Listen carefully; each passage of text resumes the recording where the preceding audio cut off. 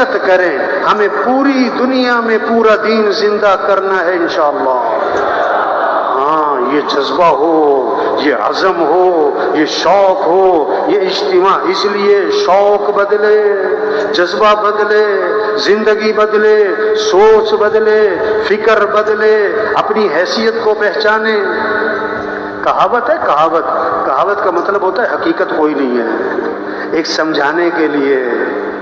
ہاں بکریاں چرانے والا، اسے مل گیا شیر کا بچہ، جنگل میں بکریاں چرا رہا، اسے کیا مل گیا؟ شیر کا بچہ. شیر کا بچہ چھوٹا سا پکڑ لیا، لا کے بکریوں میں چھوڑ دیا. اب وہ بکریوں میں رہا، پلا پڑا، 1 سال 2 سال 3 سال بکریوں میں رہتا رہتا سمجھا کہ میں بھی کیا ہوں.